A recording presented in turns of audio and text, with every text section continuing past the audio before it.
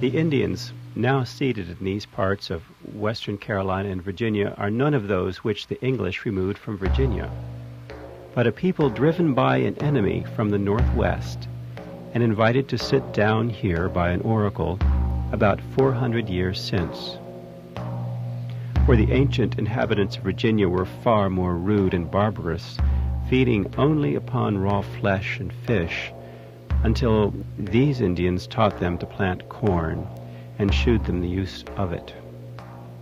The Appalachian Mountains, called in Indian Pameotink, or meaning the origin of the Indians, are barren rocks and therefore deserted by all living creatures but bears, who cave in the hollow cliffs.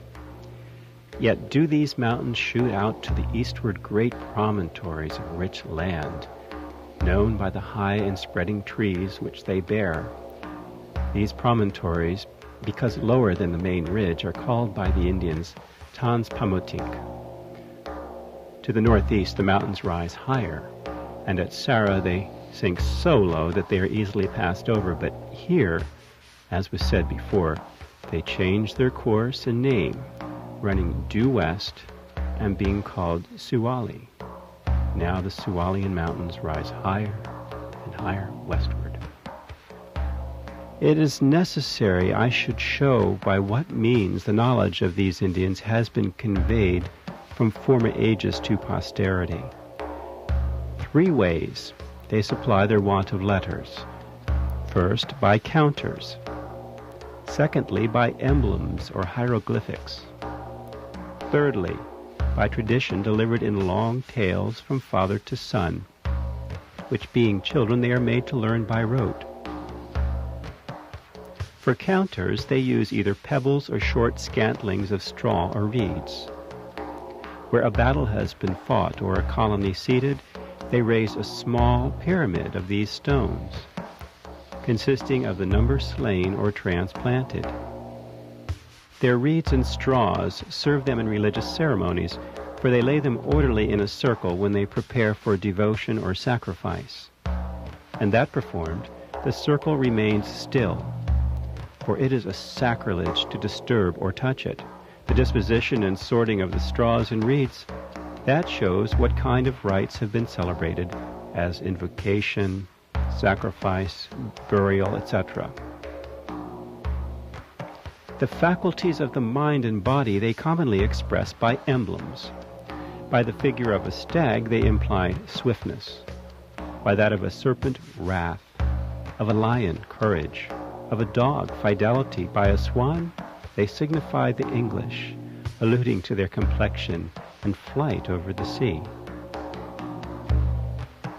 An account of time and other things they keep on a string, or leather thong tied in knots of several colors. I took particular notice of small wheels serving for this purpose amongst the Onoks, because I've heard that the Mexicans use the same. Every nation gives his particular ensign or arms, the Susquehannock, the terrapine, or small tortoise, for example. They worship one God, creator of all things, whom some call Okek or Manith, and to him alone the high priest or Periku offers sacrifice. And yet they believe he has no regard to sublunary affairs, but commits the government of mankind to lesser deities, that is, good and evil spirits. And it's to these the inferior priests pay their devotion and sacrifice, at which time they make recitals to a lamentable tune of the great things done by their ancestors.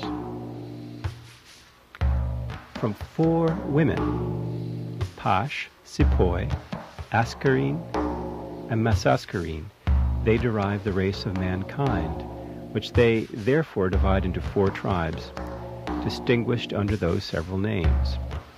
They very religiously observe the degrees of marriage, which they limit not to distance of kindred, but difference of tribes, which are continued in the issue of the females. Now, for 2 of the same tribe to match is abhorred as incest and punished with great severity. Their places of burial they divide into 4 quarters, assigning to every tribe one. For to mingle their bodies, even when dead, they hold wicked and ominous. They commonly wrap up the corpse in beast skins and bury it with provision and household stuff for its use in the other world.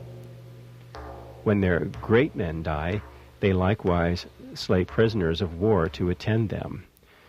They believe the transmigration of souls, for the angry, they say, is possessed with the spirit of a serpent, the bloody with that of a wolf, the timorous of a deer, the faithful of a dog, etc., and therefore they are figured by these emblems. The country here, by the industry of these Indians, is very open and clear of wood. Their town is built around a field, where in their sports they exercise with so much labor and violence, and in so great numbers, that I have seen the ground wet with the sweat that dropped from their bodies. Their chief recreation is slinging of stones. They are of mean stature and courage, covetous and sometimes thievish, industrious to earn a penny, and therefore hire themselves out to their neighbors, who employ them as carriers or porters. They plant abundance of grain, reap 3 crops in a summer, and out of their granary supply all the adjacent parts. Now these and the mountain Indians build not their houses of bark, but of watling and plaster. In summer, the heat of the weather makes them choose to lie abroad in the night under the thin arbors of wild palm.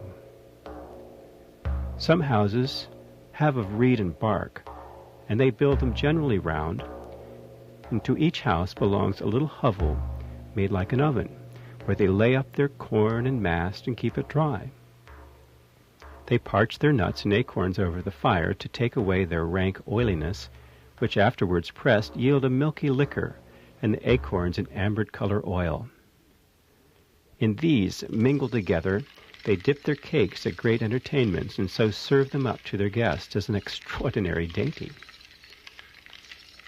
Fortunately, their government is democratic, and the sentences of their old men are received as laws, or rather oracles, by them. I made no stay here for long, but passing through their town, I traveled to the 19th of June, and then after 2 days of troublesome journey through thickets and